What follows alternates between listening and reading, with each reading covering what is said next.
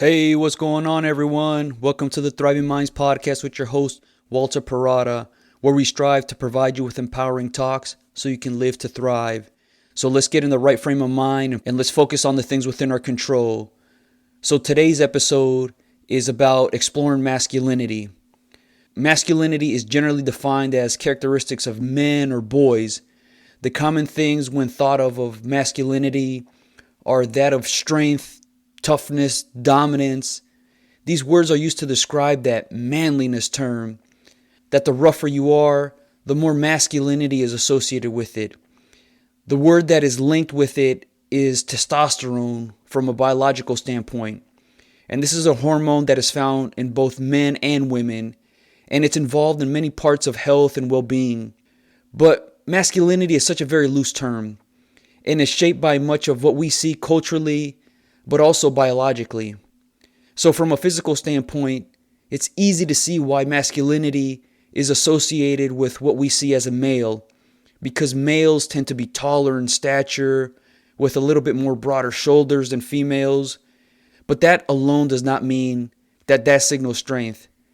The biology of how we see males is loosely shaped and is then pigeonholed to make it identifiable. And that is what we accept culturally, where the common thinking is that the more masculine you are, the better leader you are, head of the household, that what you say is as goes. Masculinity serves a purpose that helps us survive, where if there's a threat from a physical standpoint, it does help us protect what we deem as valuable. So that general thinking of the man protects the family by earning the most money to take care of the wife and the kids, or when things need to be repaired, or there's an emergency, the man's going to take care of it. Or just even the primal instinct of if somebody threatens the family of the male in any way, they're probably going to take it in their own hands in a physical form to fend off that threat. Like anything else, there's a balance that helps us make progress, and when we're off balance, there's a tendency to hold us back. So in this case, it can be seen as a good side of masculinity that helps us protect when needed. But we've got to remember that women can also be masculine. It is not only a term used for men. So when a man is seen as more masculine, that is a good thing. But when a woman or a girl is seen as masculine, there tends to be a negative connotation with it, that they're not ladylike. This signals conformity, that men should do the rough and tough things, and women should do the dainty and delicate things. So culturally, there's almost like an unwritten rule that men need to behave or are expected to behave in a certain way. And the same goes as well for women. That aggressiveness that men show is something that's applauded. And when women show this, it's seen in a bad light. But this is so backwards thinking that restricts the progress that we all can make. Now, obviously, over the past 50 years, we've progressed where it's not only thought of as men only do this job and women should stick to certain roles. But there still tends to be that general way of thinking where men take a certain route and women take another route. This is a type of masculinity that holds us back. There's actually a certain level of testosterone needed for both men and women, and too much can cause an imbalance in health. It affects mood that increases aggression. So there's a tendency to be a little bit more on edge, where if the slightest thing is interpreted as a threat, it can cause some unnecessary tricky situations. So the general thinking of more masculine means more strength can cause problems, such as in a case where someone who's more aggressive will probably take feedback from school, work, or peers in general as a threat, that they must defend themselves, where maybe somebody was making a suggestion to help them out.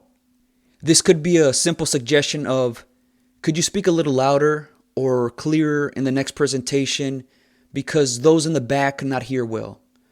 Someone being told that who has a higher amount of aggression may yell back at them or want to pick a fight with that person who made the suggestion.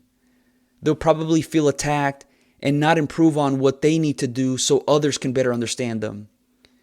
This approach of shoot first and ask questions later can lead to a lot of frustration because of the inability to see things from an objective point of view.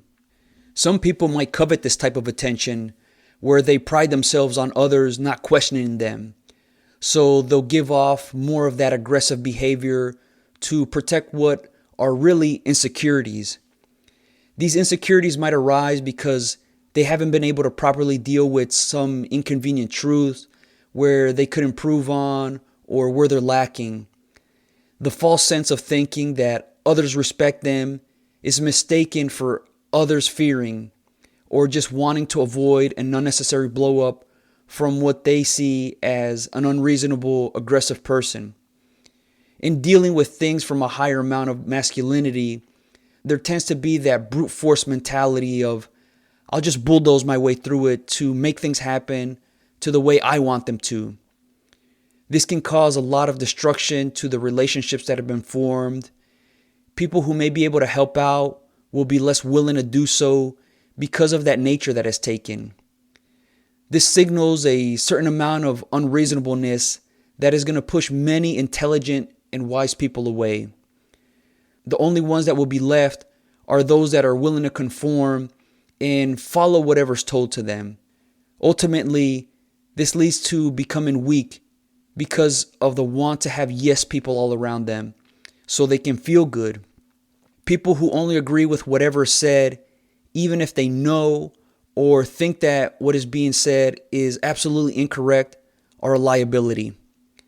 And when people operate with this false sense of correctness, it leads to devastating results because no one is there to point out the warning signals of the dangers that are ahead. This just feeds the ego of needing to feel validated for how they carry themselves, needing to appear right in front of others. It really is predicated on having a certain set of followers to prop them up, to make them feel good about themselves. But the reality is, all those insecurities that are being covered up are just eroding things from the inside, where when you're not right internally, you're more prone to defending anything that comes near you. That it would be much better to ignore the underlying issues of what hurts instead of working to repair, improve things on a personal level. If we think of this in terms of our health, it all starts from the inside and not just from an outward appearance. So while being properly groomed, brushing your hair, your teeth, having your clothes ironed, if what you're doing internally is damaging your health. So those things like eating unhealthy foods as your primary source of fuel, dwelling in negativity, sitting around wanting to be entertained, is eventually going to affect your appearance. When you can truly be confident in who you are and what you stand for, what might seem threatening from others can better allow you to take this as room for your own improvement. That it does not blind you from seeing things objectively. It takes a tremendous amount of humility and strength to recognize the things that you've done wrong, where you could have been better. This signals that you can get past your own bias and own up for your actions. This is a characteristic of true strength because to build it, it involves experiencing discomfort to come out better for it. Both women and men display this, and it is time to stop dividing the lines on where women and men stand. We are not separate from each other like it is a team competing against one another, where the winner comes at the expense of the loser. We can be better together, and for this to happen, we need to break free from how women and men should behave or be seen. It should not be seen where women are weak and men are strong, because both women and men have their weak moments and they have their strong moments. But that alone does not define us. A moment of weakness does not make you weak, and a moment of strength does not make you strong. But it's an accumulation of the moments that we responded to, and we can be ever changing. Men can cry, and that should not be seen as a weakness, but as a place of processing what they're going through. This has been so stigmatized, the common phrase of man up and don't cry because real men don't cry.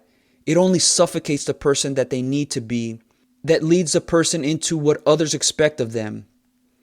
Everybody hurts, and it's not a liability when you do. It just means that you're human and that it's okay to feel your emotions when you're feeling down and not need to put on a front to show that everything's okay. So when men do feel down in the dumps, it's okay to be vulnerable and open up to others and talk about what you're going through.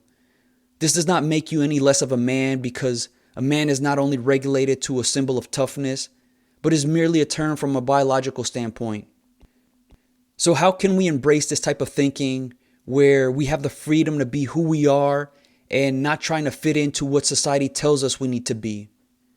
It's a lot more acceptable now for a man to be a stay-at-home dad and the wife works, but we need to make progress beyond that. There is still the resistance of accepting change, and some will point to this is why society is falling apart, or it's not like what it used to be. And that is true. Things should change and not just remain the same. Some could argue that's why we're not tough as we used to be, because we're babying the next generation.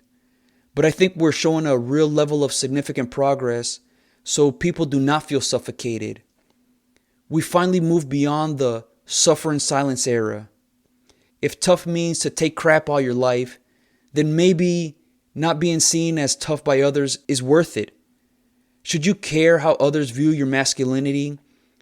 In that old school type of mentality where parents or elders in general will tell kids, maybe even more so to the boys, not to cry. It's almost like teaching them to suppress what they're going through, and they just carry that on later in life. So the issues that they might be going through, they'll just bury their head in the sand, ignore them, and possibly have some sort of coping mechanism that is not going to help them work through it.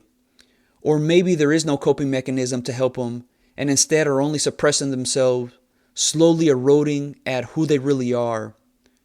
A common thing men do when they do feel suffocated, but want to live up to that common view of masculinity, is to numb their pain through various things. This might be indulging in excessive amounts of alcohol or being with different women.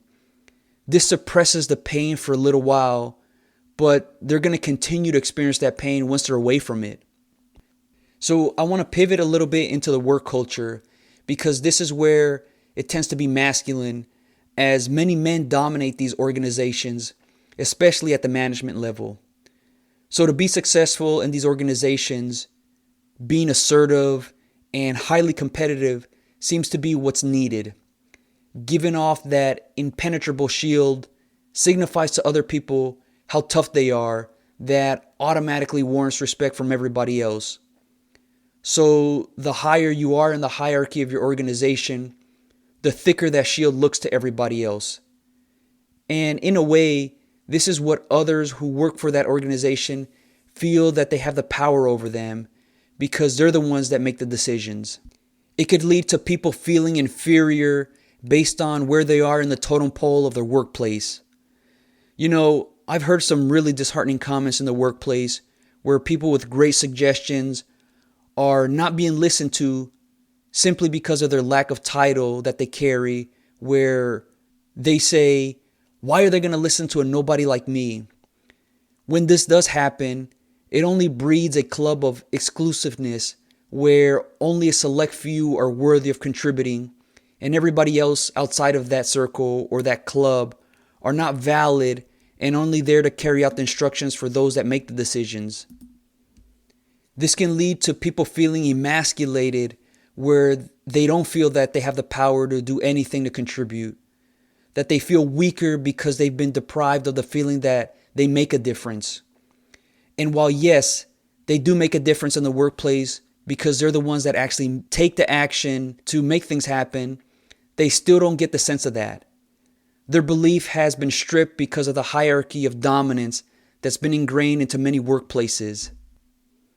And over the last several years, there has been a concentrated effort on being more inclusive, but things are still run by that dominance factor, where many view it as, I must do exactly as the boss says, or face the repercussions of what they see as insubordination.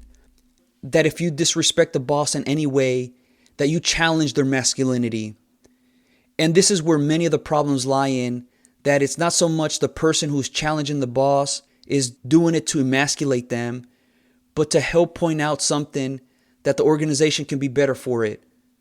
But instead, it's predicated on insecurity that was touched, where if the boss is driven by that insecurity, then they might reassert control over their subordinates because they fear that, in a way, the inmates are going to be running the prison.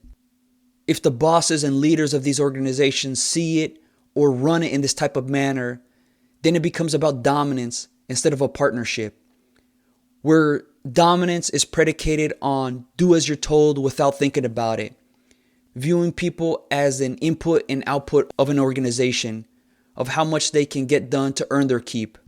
When it becomes about a partnership, it's based on a level of cohesiveness that strengthens trust between all those involved. That toxic form of masculinity can be threatened by a partnership like this, but that masculinity can be leveraged to recognize, you know what, maybe we can be better in this type of manner where it's more relationship based instead of just a select few having power over the masses. If leaders of these workplaces adopt this, then this can help serve the people that they lead. People will respond with greater energy because they'll operate with a sense of purpose instead of a sense of obligation. But sadly, the work week is viewed as dreading Mondays and longing for Friday afternoons because the weekend is all that they're working for. To me, this sounds like such a depressive state because 5 days out of the week, we're spending more time working. And if that work or workplace is what is dreaded, then way more time is being spent in a miserable state. And the weekend is used to forget what happened during the week or to recover from it. This leads to not enjoying the weekends, which is why many people say that the weekend went by so fast. Maybe they only started to get in the rhythm of enjoying it on a Sunday afternoon. And masculinity is also associated with competition, where they're thinking that the opponent is the enemy and it must be destroyed at all cost. That beating them validates their manliness, that manhood, and if you don't, it means you're not man enough. But this is all or nothing, where that thinking tends to cut out each other's legs from underneath each other, where the winners come at the expense of the losers, looking to see how can I best disadvantage my competitors so I ensure victory.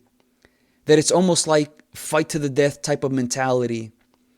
And this is a really interesting topic when it comes to competition, because if you look at the animal kingdom, when animals are competing for a resource such as food, water, land, or a mate, they see each other as a threat for what they're striving for.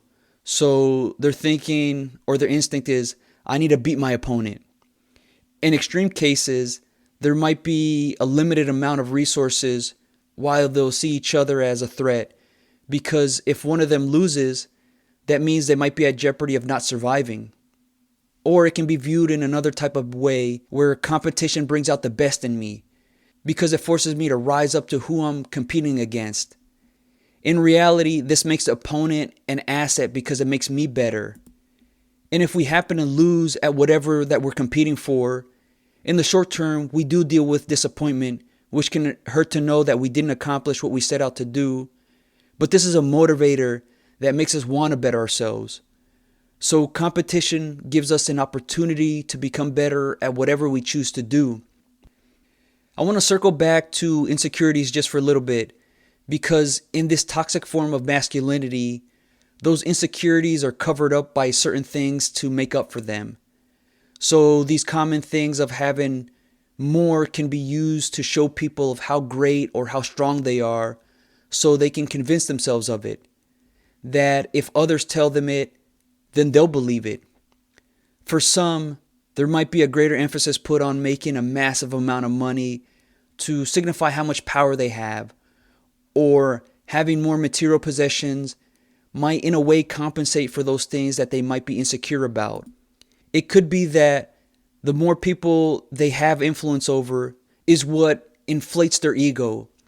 But no matter how much they amass in whatever their pursuit is, those insecurities are always going to be present. That stings to know when they're brought up in some sort of manner. And this might be in large part because of their upbringing of what it means to be masculine. That many look up to those of significant wealth because it means more, and more can be seen as a high level of respect. So it becomes about your worth is based on an actual dollar amount. And if we remember, we're social creatures that need to and want to be accepted by our peers. Maybe not all of them, but at least a few. So if our peers think in a certain manner, then we want to be accepted, and we'll do so by aligning to what they value. It's understandable we all do not intend to be lonely, but sometimes that's the price we got to pay to find the right fit for us. When you can start to work on addressing those insecurities, that truly signifies a place of strength where you're coming from, because you have the courage to work through that uncomfortableness. It can hurt to know, you know what? I am sensitive about how I talk, how I walk, how I look, how others respond to me, or what I've done in the past. Being willing to be honest with yourself lets that guard down, so each time it stings to visit certain topics, it hurts a little less and a little less, to the point where it might no longer become an insecurity. Taking care of these types of things allows us to let go of needing to cover things up, because we're secure in who we are. There's a tendency amongst men that these types of things that they're going through are not readily accepted to be talked about amongst other men. The constant poking and prodding, making fun of their manliness for feeling down, makes it difficult to even acknowledge those hard times that they might be going through. The common phrase of, "You're a wimp," or "Stop being such a sissy," only makes us feel rejected, where we start to question, what's wrong with me? Then maybe I'm not who I thought I was. And this can feel very isolating, where it's okay for women to open up about their insecurities and vulnerabilities, but it's not okay for men to do so. And when women do this, it doesn't mean that they're weak. It just means that they're proactive in their self-care. And we need to do the same for men in need, or better yet, being proactive before it's needed. That men need to be listened to for their concerns that they have. If not, then it feels like they're carrying the weight all by themselves, and eventually they'll become tired, and this could lead to all that weight falling down on them, feeling like they've been crushed. Let's let go of seeing masculinity as a male-only thing, and instead see it as a reassurance of being comfortable in who we are. Both women and men can be masculine, but we have to be careful that it does not become toxic. There's no need to feel superior to anyone, because that only feeds the ego that covers up insecurities, and instead leverage its strength to work for you. So in those times that you're challenged, use it to build your confidence that you can overcome what you're facing. Masculinity can propel us forward if managed properly, where we say, you know what? I can do this. It's not a simple definition that is universal for everyone. So take the time to define what masculinity is to you and how it can empower you. Yelling and being abrasive does not signal strength alone, but sometimes in being restrained from giving into the things that upset you are a true sign of power. Just because you can does not mean you should. It is about using your power only when necessary, not simply to prove a point. I once heard, pride generates disgrace. Humility generates wisdom. Use the power you have for a greater good and not just to flex it in front of others. How are you going to use your masculinity? I'm really interested to hear what you all think about what masculinity means to you. So please write in and let me know what you think. So that's the conclusion of this podcast. I hope you enjoyed this episode. If you're interested in more topics like this, sign up to become a member at Thriving Minds at www.thrivingminds.live. All right, until next time.